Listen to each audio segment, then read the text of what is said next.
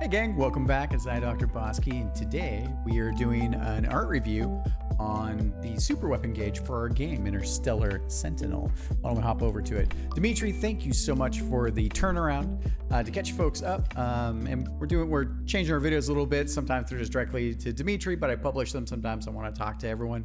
And it kind of depends on where we're at. So, but we're looking at this guy up here, the super weapon, and the super weapon in game.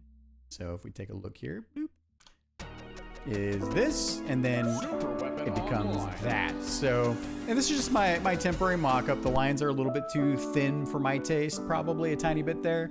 I think, you know, there was some concepts here I talked about in the last video with this kind of being this power drive, and then also in the normal game as a test level, we have basically the lost soul bits, or the regular soul bits that are up here to kind of inform the UI. So, Dimitri, let's take a look here. Oh, and maybe to catch people up here. So,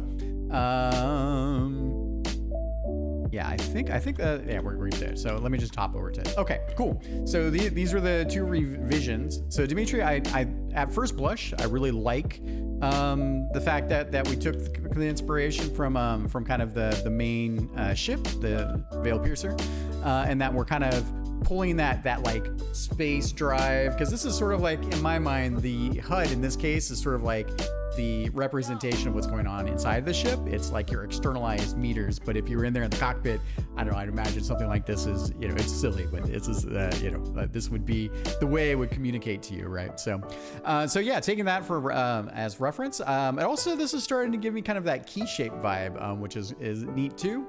So here, let's go with a half transparent empty gauge, and then when it becomes full green, I think there we can then go full green and not have any transparency to it. So, but I think that'll help convey the soul bits from the monsters that you collect, and still anchor in the UI. And I think we can get away with doing both of those things. So, because right now I have a free. Yeah, we're good. Never mind. Okay, so the other thing here is, so this is this is my crude version, but let's extend the underhanger a little bit, just a little bit longer. I don't think it needs to take into account for the whole super weapon ready text. Doesn't have to be that long, but it feels a little bit weird that I was just kind of hanging out here. So, and then I think probably Dimitri, the biggest thing here is that I think the inner frame shape is just, it's a little too boring. And I know I'm, you know, like the problem with doing temp art sometimes is you get accustomed to it.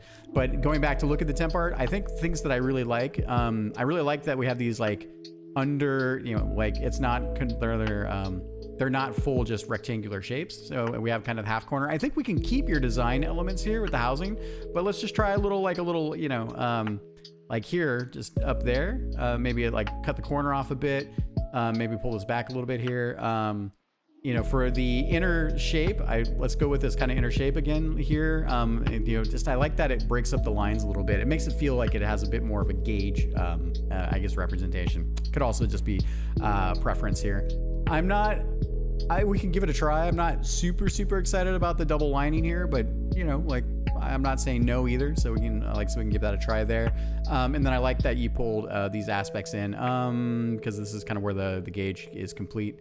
Out of the two, I think I like this version better a little bit, but I'm not sold. So I can also go with your preference here. I do like how this is sort of housed into it, you know, like it has a nice big circular housing here, but I do like that the whole gauge here flows into this graphic here. And also like the end will be pretty much right here anyways, I think, in terms of the gauge filling up. So other than that, I think those are the main things. So I wanted to take a quick look. I also, when we get to doing the color for the graphics, so again, either we can experiment with greens or maybe yellows. The thing is, I don't know how much control I have in the engine right now over the color values, but it's not the end of the world. I think that's probably why I wound up going with green anyways. Let me just take a quick look. Take a look. El Hutto. Gauges and bars. Yeah, so let's see here. Color by code. The gauge changes its color depending of its size. Yeah, so I don't actually have the ability to set what those colors are, I believe. Yeah, opinion fixture bar, chain timer. It might be exposed at some point somewhere. I got to take a note for myself that I need to talk to Sunny about exposing those color values, at least in a flat file. Let me just really quick take a note. I don't need to pause it for that, I guess. Let's see here.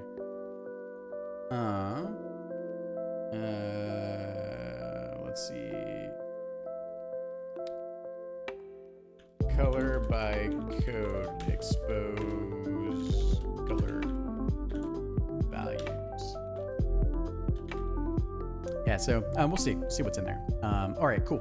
Yeah, but regardless, that gives us kind of our round. The only other thing I was thinking here, and let's get the shape and maybe the color together a little bit more. But I was thinking we could try a thing, right, where we do kind of like a pseudo 3D. So when the gauge is full, basically we have kind of like, because they're separate images, right? So the gauge actually like has a pseudo 3D side, right? Where so like we get basically like an outer frame maybe, and that the whole thing is like perspective shifted, so it almost looks like it becomes a little bit 3D. It doesn't have to be off to the upper right corner. It could be maybe at a slight like 25-35 degree perspective. But I thought that might be interesting, mainly for the top part of the gauge itself, but maybe there's something we can play with in the states between it being fully powered on and off. And then I think probably the last thing here is that I also really like that we have elements of the underframe in the white still, that sort of like anchor the color differences between an empty gauge and a gauge that's filling in then a fully full gauge. Okay. To everyone else that's been out there watching and following along, thank you for the questions and the play tests. It's really, really remarkable. We are pushing super, super hard to do an August release, and there's a lot of things just flying around right now. So, and I'm very, very grateful to the community. We'll see you next time. Bye, everybody.